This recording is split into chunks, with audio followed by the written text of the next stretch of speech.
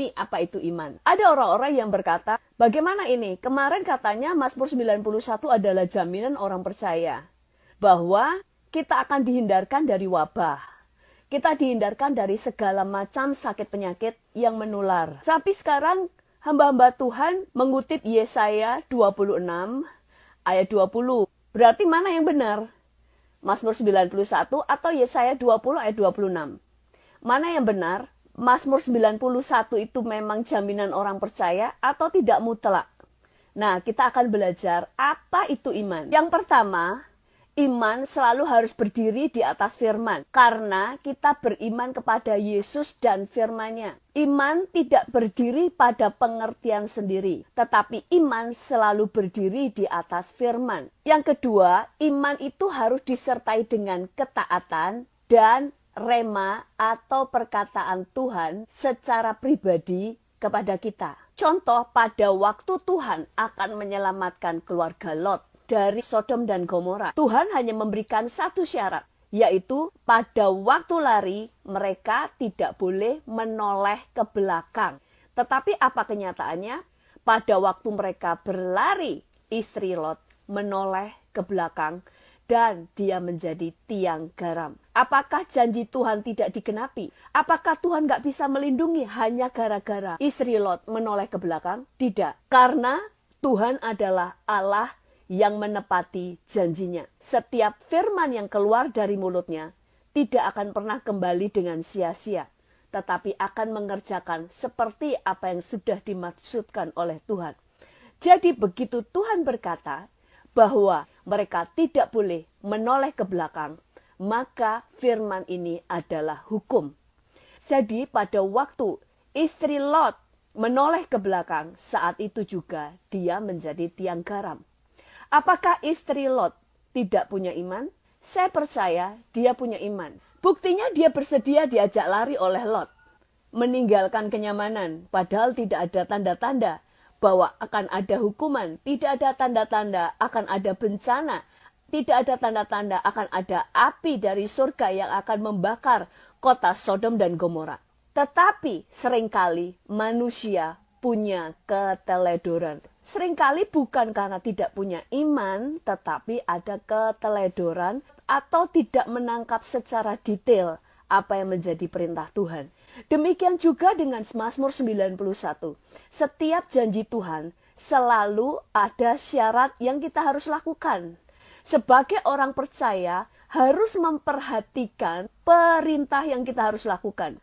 Janji Tuhan itu pasti digenapi kalau kita melakukan bagian kita, yaitu melakukan perintah Tuhan. Sama halnya pada waktu itulah kematian anak-anak sulung di Mesir. Tuhan menjamin bahwa tidak ada anak sulung yang mati di antara bangsa Israel karena Tuhan akan melakukan perbedaan. Dan itu adalah jaminan. Tetapi ada syaratnya, yaitu mereka harus tetap tinggal di rumah. Yang kedua, rumah itu pintunya harus diolesi dengan darah domba sebagai lambang darah Yesus. Kalau mereka stay di rumah, tetapi rumahnya tidak diolesi darah domba, maka malaikat maut bebas untuk membunuh anak sulungnya. Lalu bagaimana kalau rumah orang Israel sudah diolesi darah, tetapi dia keluar dari rumah? Maka iblis pun berhak untuk membunuh anak sulung dari keluarga itu. Sama dengan pada waktu Tuhan berjanji bahwa dia akan menyelamatkan Rahab dan seluruh sanak keluarganya. Syaratnya hanya dua. Semua orang yang bersembunyi di rumah Rahab sampai masa kehancuran. Dan yang kedua, rumah Rahab di jendelanya harus digantungkan tali merah. Maka seluruh keluarganya, semua orang yang ada di rumah itu pasti selamat. Tetapi kalau Rahab hanya mengingat janji Tuhan, hanya mengklaim, hanya mengimani, saya percaya, saya disertai, saya percaya firman Tuhan tidak akan pernah gagal, saya percaya janjinya adalah jaminan, janjinya adalah ya dan amin, tetapi dia tidak melakukan salah satu dari syarat perjanjian itu, maka perjanjian itu menjadi gugur. Kalau seluruh keluarga Rahab ada di rumah itu, tetapi rumahnya tidak ada tali merah menggantung di jendela Rahab, maka semua keluarganya pasti mati. Kalau rumahnya sudah digantungi tali merah sekalipun, tetapi keluarga Rahab keluar dari rumah pada waktu tentara Israel menyerang Yeriko, maka keluarga Rahab yang keluar dari rumahnya pasti mati. Jadi saudara harus mengerti di sini. Iman itu berarti bukan hanya percaya janjinya, tetapi percaya kalau saudara melakukan bagian saudara, maka firman itu tidak akan pernah gagal. Tetapi kalau saudara tidak melaksanakan apa yang menjadi perjanjiannya, maka saudara harus juga tahu bahwa janji itu tidak akan digenapi. Itulah iman. Iman itu harus memperhatikan seluruhnya secara detail. Lalu bagaimana dengan yang sekarang ini gereja-gereja tidak mengadakan ibadah di dalam gedung gereja? Apakah mereka kurang iman? Apakah Mazmur 91 dibatalkan? Karena di Mazmur 91 tidak pernah menyuruh kita untuk bersembunyi. Pada waktu kita mau menerima janji Tuhan, perhatikanlah perkataan Tuhan. Saya tadi katakan bahwa iman itu harus disertai dengan yang pertama, ketaatan, yang kedua adalah rema atau pernyataan Tuhan secara khusus. Rema adalah pernyataan Tuhan secara pribadi kepada kita. Karena pernyataan ini bisa berbeda setiap orang. Demikian juga dengan wabah corona ini. Pada waktu kita menerima janji Tuhan, di dalam Mazmur 91, di situ dikatakan, orang yang hatinya melekat kepada Tuhan, maka dia akan diluputkan. Jadi, yang pertama kita lakukan, melekat kepada Tuhan. Berdoa kepada Tuhan.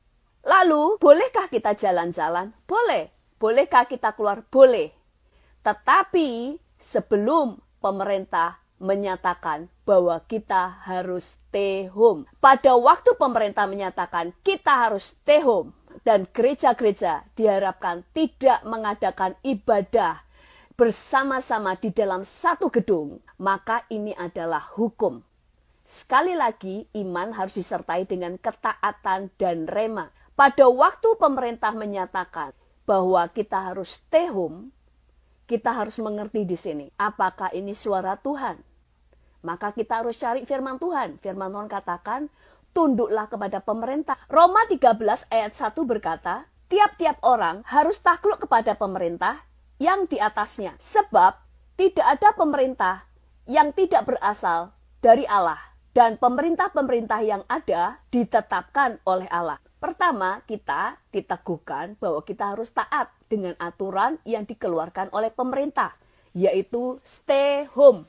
Berarti kalau kita tidak stay home dan berkata, saya beriman kepada Mazmur 91, kira-kira janji itu digenapi atau tidak? Tidak. Karena iman harus disertai dengan ketaatan. Karena Tuhan juga bisa bicara lewat pemerintah. Pada waktu kita menerima perintah dari pemerintah yang ada, kita harus cek di dalam firman Tuhan. Apakah perintah itu tidak bertentangan dengan firman Tuhan? Yesaya 26 ayat 20 berkata, marilah bangsaku, masuklah ke kamarmu, tutuplah pintu sesudah engkau masuk. Bersembunyilah barang sesaat lamanya, sampai amarah itu berlalu. Dan ternyata tidak bertentangan, maka kita harus lakukan. Itulah cara beriman. Jadi beriman itu harus memperhatikan perintah Tuhan. Karena sekali lagi iman harus disertai dengan ketaatan dan rema. Sama dengan pada waktu Tulah yang ada di Mesir, dan Tuhan berkata di dalam Keluaran 8 ayat 22 dan 23, di sini firman Tuhan berkata bahwa pada waktu ada Tulah yang ada di Mesir, Tuhan berkata dia akan mengecualikan Goshen. Berarti semua bangsa Israel yang berada di Goshen akan selamat. Tetapi yang keluar dari Goshen pasti kena tulah. Jadi iman itu harus memperhatikan apa yang Tuhan coba katakan kepada kita. Tetapi Musa keluar dari Goshen dan menghadap Firaun. Kenapa dia tidak kena tulah? Karena mereka diperintah oleh Tuhan maka perintah Tuhan itulah yang menjadi jaminan dalam hidupnya. Tapi bangsa Israel tidak mendapatkan perintah untuk keluar bersama-sama dengan Musa dan Harun. Demikian juga dengan kita. Kalau ada gereja-gereja yang kemudian Tuhan suruh mengadakan ibadah KKR kesembuhan, kalau itu perintah dan dilaksanakan, perintah itu adalah jaminan pada waktu mereka mengadakan KKR. Semua yang ada di KKR itu tidak mungkin kena wabah karena perintahnya adalah jaminan. Tetapi tetap tidak boleh ada pemberontakan. Karena begitu pemerintah menyatakan larangan, tapi kita mendapatkan firman yang berbeda, maka kita juga harus minta izin kepada pemerintah. Kalau memang itu pernyataan Tuhan, maka Tuhan yang bertanggung jawab untuk menggenapi perintahnya, supaya KKR itu terlaksana. Petrus pun pada waktu berjalan di atas air, dia tahu bahwa tidak ada yang mustahil bagi orang percaya. Tapi dia tetap harus memperoleh rema, memperoleh firman Tuhan yang dinyatakan secara pribadi kepada dia. Itu sebabnya sebelum terjun untuk berjalan di atas air, Petrus bertanya dulu kepada Yesus, "Tuhan, kalau Engkau itu, suruhlah aku berjalan di atas air." Jadi Petrus perlu perkataan Tuhan secara pribadi. Dan Yesus menjawab, "Datanglah." Dan atas perkataan Yesus, "Datanglah," itulah Petrus berani keluar dari perahunya dan berjalan di atas air. Dia tidak sedang berjalan di atas air, tetapi sebenarnya dia sedang berjalan di atas firman, yaitu datanglah. Jadi kita belajar di sini, di dalam beriman, perhatikan perintahnya. Kalau saudara harus cuci tangan, saudara harus memakai masker, lakukan perintahnya. Itu adalah bentuk dari ketaatan, bukan bentuk dari ketakutan. Karena hikmat yang kita peroleh, hikmat yang kita butuhkan bukan hikmat manusia, tetapi hikmat Allah. Hikmat kita lebih banyak untuk melihat apa sih yang Tuhan ingin kita kerjakan, apa sih pesan yang tersembunyi, apa sih yang sebenarnya Tuhan ingin kita kerjakan dari setiap situasi yang ada, apa yang sebenarnya Tuhan sedang ingin katakan kepada kita. Lalu kita mulai taati apa yang Tuhan sampaikan. Jadi mana yang benar? Mazmur 91 atau Yesaya 26 ayat 20? Dua-duanya benar. Tuhan Yesus memberkati.